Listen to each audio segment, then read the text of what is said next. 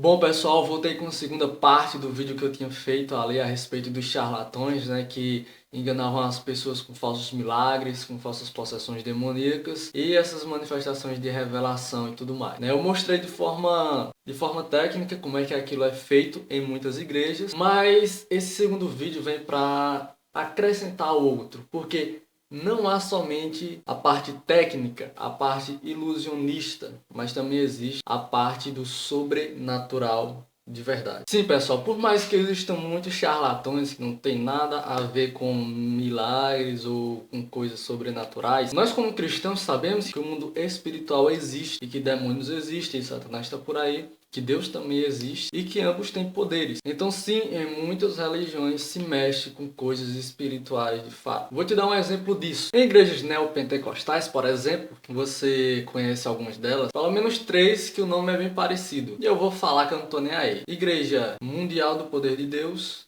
a Igreja Internacional e a Igreja Universal.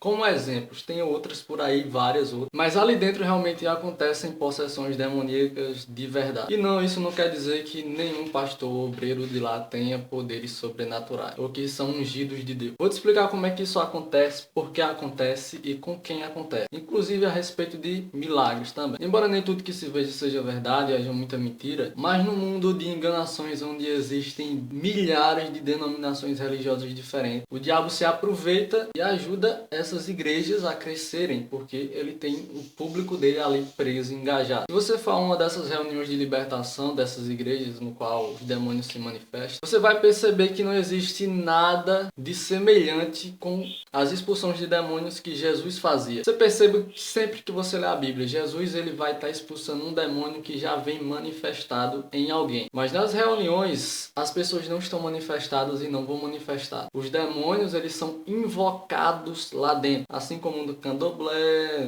na macumba e em outras religiões. Existe ali uma preparação da mente da pessoa que vai receber o espírito, e se a pessoa tem a mente fraca e permite a entrada do espírito, ele vai entrar. É só o que o diabo quer, é a sua permissão. Se você não permite, ele não entra e não consegue. Se ele conseguisse fazer isso com quem ele quisesse, ele faria com todo mundo. Mas ele não consegue fazer isso, a menos que a pessoa permita. E nessas reuniões é induzido para que você permita que o espírito entre no seu corpo e domine ele. Tem toda uma preparação. Por exemplo, tem a música de fundo, que é aquelas músicas de fundo de filme de terror, que você já começa a ficar com medo, é para colocar medo na pessoa. Em muitas ocasiões as luzes são apagadas e tem a questão de impor a mão sobre a cabeça do indivíduo. Então toda essa preparação ela facilita com que o espírito tome o corpo da pessoa que está ali naquele momento. Independente se aquela pessoa é uma pessoa correta diante de Deus, que ela está guardando os mandamentos, que ela é fiel, ou se ela vive em pecado. Não são requisitos para o diabo entrar ou não na vida dela. Se ela permitir, ele entra. A pessoa pode ser uma santa, mas se ela der a brecha, ele vai entrar. A pessoa... E ao contrário também, a pessoa pode estar vivendo no pecado que for. Se a pessoa tem a mente forte e não permite, ele não consegue entrar. Então tem pessoas ali dentro que são pecadoras, vivem na vida do pecado e o diabo não manifesta. E há pessoas que estão corretas ali e sempre manifestam quando vão lá. Porque são pessoas sinceras e abrem o coração naquele momento. Deixam a mente dela sobre o domínio de outra pessoa que está impondo a mão sobre a cabeça dela, e da oração forte do pastor, que essa oração forte não existe dentro da Bíblia.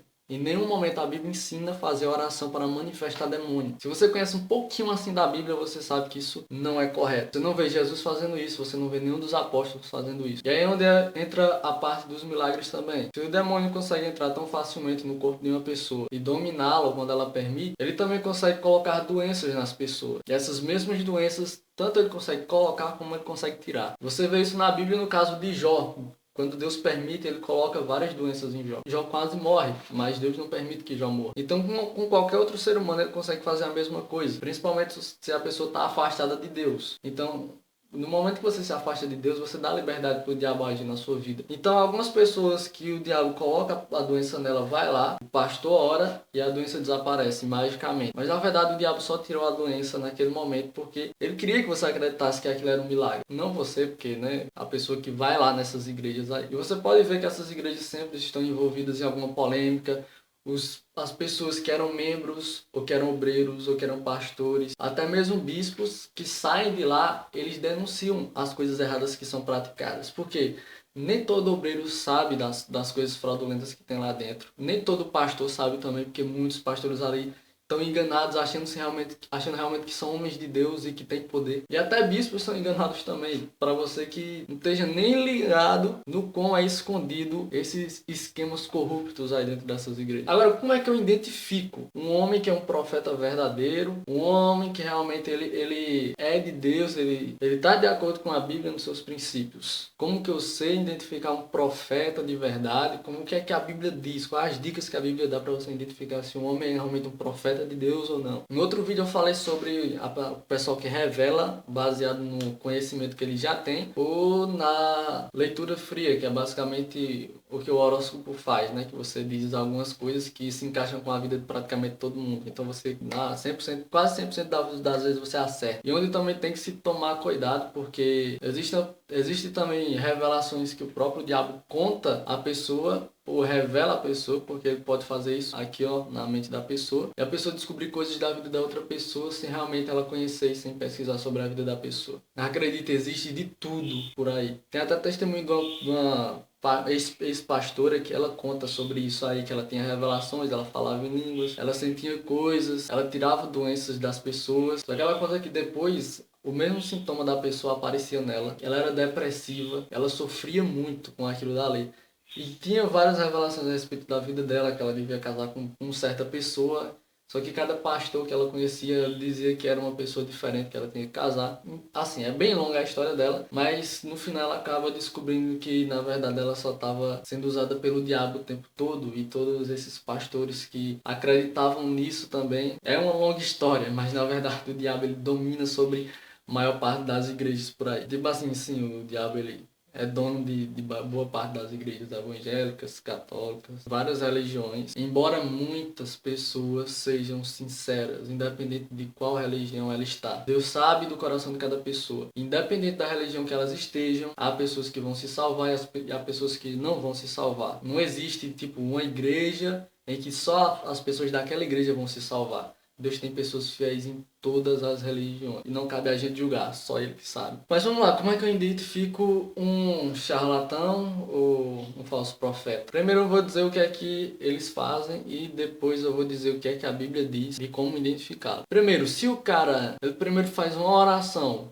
para o demônio aparecer, para depois ele expulsar o demônio, ele é um falso profeta, um falso milagreiro, ele está sendo usado pelo diabo, acredite nisso. A Bíblia não dá mais para fazer esse tipo de coisa. Se as revelações que ele fazem são a respeito de coisas que você já sabe, como seu nome, seu endereço, a placa do seu carro, ou coisas desse tipo aí, ele é um falso profeta. Se você ler todos os relatos de profecias que tem dentro da Bíblia, os profetas eles fazem previsões para o futuro e revelam coisas que tem a ver com toda uma nação, que tem a ver com coisas importantes, são predições bem definidas. São coisas específicas que diz que vai acontecer e elas acontecem. Vou falar mais sobre isso daqui a pouco. Outra coisa, se esse cara ele tem um linguajar muito bom, ele tá o tempo todo agitado para lá e para cá, ele se engrandece como se ele tivesse o poder viesse dele. Ele faz questão de dizer que ele é homem de Deus, que ele tem poder para fazer um milagre. Desconfie, geralmente pessoas que são manipuladoras, elas têm esse empoderamento pessoal de grandeza, de querer ser a pessoa dominante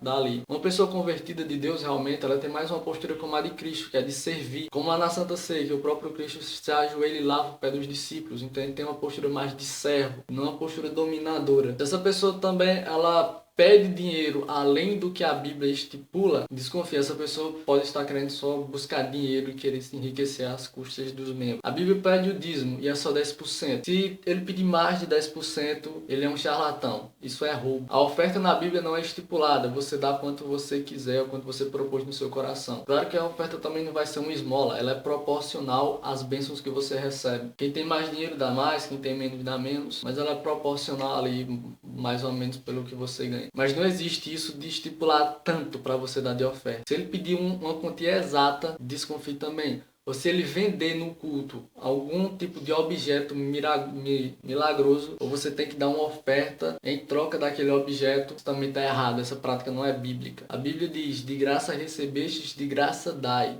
Milagres não podem ser cobrados e nem podem ser dados em troca de dinheiro. E geralmente se usa a ideia de que aquilo ali é para manifestar a sua fé de uma forma concreta. É você dar o dinheiro. Isso é mentira. A Bíblia não tem isso. Pode ler a Bíblia do começo ao fim, todos os milagres que Jesus fez. Ele não pede nenhuma demonstração de fé baseado em coisas materiais. Porque Deus sabe quem tem fé ou não. Você não precisa mostrar para ninguém e nem provar para ninguém que você tem fé. Deus é quem vai saber, Ele que vai ler o seu coração. E através disso é que Ele realiza coisas na sua vida ou não. E agora vamos na Bíblia ver como eu identifico um profeta verdadeiro. São basicamente 4 ou 5 coisas. Primeira coisa, em 1 João 4,2 diz que essa pessoa ela tem que realmente acreditar que Cristo veio encarnado. Ela tem que declarar, né, e falar sobre Jesus Cristo, que realmente Ele é Filho de Deus e que Ele veio encarnar essa terra. Em Mateus 7:15-23 diz que essa pessoa, o profeta, tem que manifestar frutos em sua vida, ou seja, deve ser uma pessoa honesta, uma pessoa de boa fama, que dá um bom testemunho, uma pessoa que gosta de ajudar as outras pessoas, que é benfeitora, que faz doações. É uma pessoa realmente que você vê que ela é honesta, sincera, e é uma pessoa boa, que realmente você vê que ela é de oração, uma pessoa centrada, que estuda a Bíblia, que gosta de estudar a Bíblia, que é educada e essas coisas assim. Tem que manifestar bons frutos na vida dela. Em Deuteronômio 18:21 e 22 diz que as profecias que ela fizer tem que se cumprir. Se se cumprir, ela é um verdadeiro profeta. Se não se cumprir, ela é um falso profeta. Então ela tem que profetizar uma coisa que vai acontecer e essa coisa tem que acontecer de fato. Isaías 8:19-20 diz que ela tem que viver em conformidade com a lei de Deus. Lá diz que a lei e ao testemunho. Se é uma pessoa que prega que a lei de Deus ela não é válida mais e que você talvez não precise ler tanto a Bíblia, ela vai tentar te afastar da Bíblia. Mas se ela prega realmente que os mandamentos de Deus ou algum dos mandamentos de Deus não é válido mais, ela é um falso profeta. Tome cuidado com essa pessoa. E o último aqui, Daniel 10:7-10, você vê que um profeta verdadeiro ele tem manifestações físicas nele. Ele não fica falando normal como qualquer pessoa que está pregando a lei. Essa pessoa realmente ela entra em transe, ela tem uma visão, ela não se mexe, possivelmente ela fique fraca depois. Então tem algumas manifestações físicas que devem ser analisadas. Observe como os profetas, o que acontecia com os profetas quando eles tinham visões ou quando algo era revelado a eles. Para isso você precisa realmente estudar a Bíblia, de fato se concentrar, prestar atenção em cada detalhe da palavra, para que você não seja enganado. Então é basicamente isso, esse foi o vídeo de hoje. Eu espero que vocês tenham gostado. Talvez tenha um último vídeo a respeito desse assunto. É que eu esqueci o que é que eu ia falar nesse último vídeo, mas se eu lembrar, possivelmente eu faça mais um para terminar essa sequência aí. Então, valeu, Deus abençoe cada um de vocês. E um convite especial aqui, se você realmente quer aprender mais, quer estudar a Bíblia de forma mais profunda, e você não conhece tanto a Bíblia, existe um estudo bíblico que eu posso dar para você. A gente pode fazer por videochamada, videoconferência, ou pelo WhatsApp, através de áudio, não sei como você achar melhor. Existem vários tipos de estudos bem diferentes, mas eu gosto muito desse aqui, que é... Ele é Ouvindo a Voz de Deus, tem 27 lições. Desde o estudo sobre a Bíblia, passando aí pela criação do ser humano, como é que foi a criação. Fala também sobre o sacrifício de Cristo, sobre o santuário, que é um assunto muito interessante, super importante da gente aprender. Sobre vida após a morte, o que é que acontece quando a pessoa morre, se ela vai para algum lugar ou não vai para lugar nenhum. Então são 27 temas aí. Se você quiser estudar comigo, o convite está feito. É só entrar em contato. Valeu!